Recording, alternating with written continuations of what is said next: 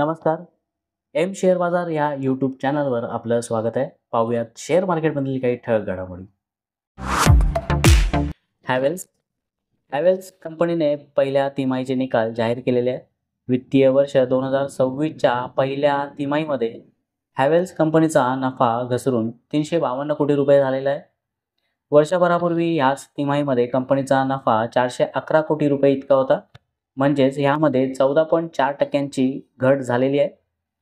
कंपनीची एकूण आय म्हणजेच कंपनीचं एकूण उत्पन्न 5,438 कोटी रुपये झालेलं आहे, जे बाजाराच्या अंदाजानुसार अपेक्षित 5,767 कोटी रुपयांपेक्षा कमी आहे.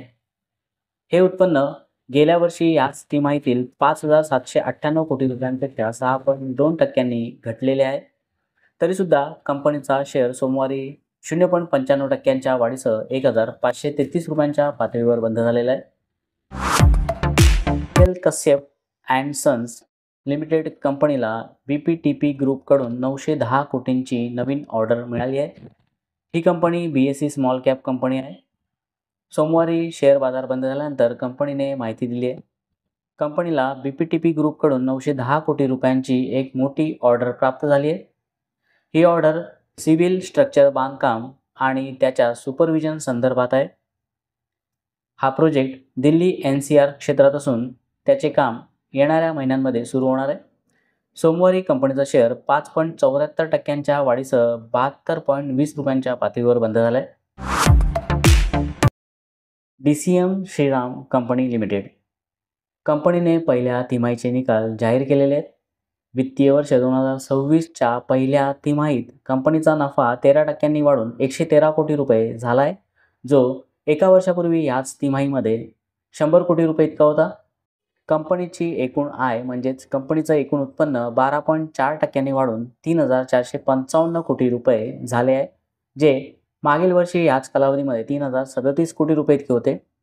तथापि कंपनीचा शेअर सोमवारी 1.86% घसरणीसह 1,382 रुपयांच्या पातळीवर बंद झाला आहे. ओबेरॉय रिअल्टी लिमिटेड कंपनीने पहिल्या तिमाहीचे निकाल जाहीर केलेत.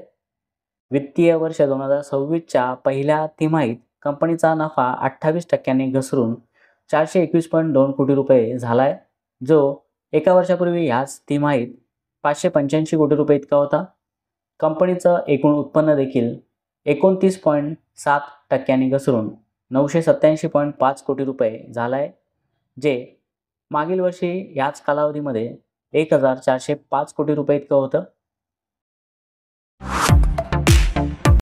ॲफकॉन इन्फ्रास्ट्रक्चर लिमिटेड या कंपनीला क्रोएशियामध्ये 6,800 कोटी रुपयांचा मोठा रेल्वे प्रकल्प मिळाला आहे.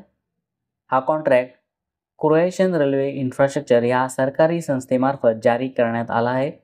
या प्रकल्पाअंतर्गत डुगो सेलो ते नोवास्का दरम्यान सुमारे 83 किलोमीटर लांब रेल्वे मार्गाचे पुनर्बांधणी व आधुनिकीकरण केले जाणार आहे.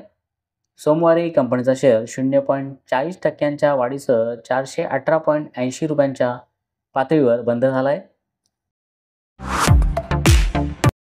हॅरिस इन्फ्रा सोल्युशन लिमिटेड या कंपनीला मुंबईतील ट्रान्सकॉन ग्रुपच्या चालू प्रकल्पासाठी बांधकाम साहित्य पुरवठ्याची रुपये 340 कोटींची मोठी ऑर्डर मिळाली आहे.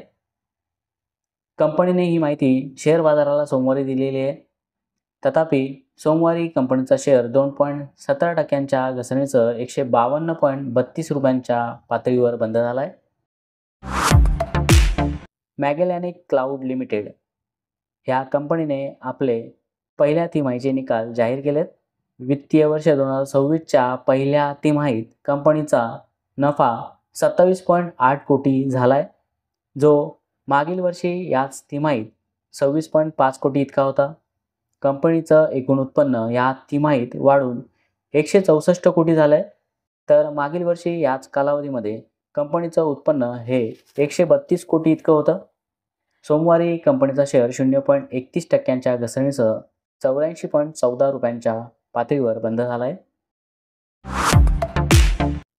AGI ग्रीनपॅक लिमिटेड वित्तीय वर्ष 2026च्या पहिल्या तिमाहीमध्ये कंपनीच्या नफ्यात आणि उत्पन्नात वाढ झालेली आहे. कंपनीचा नफा 88.8 कोटी झाला आहे, जो मागील वर्षी याच तिमाहीत 63.2 कोटी इतका होता. म्हणजेच 40% जास्त नफा वाढलेला आहे. कंपनीचे एकूण तिमाही उत्पन्न वाढून 688 कोटी झाले आहे. तर मागील वर्षी याच तिमाहीमध्ये कंपनीचं एकूण उत्पन्न 570 कोटी इतकं होतं.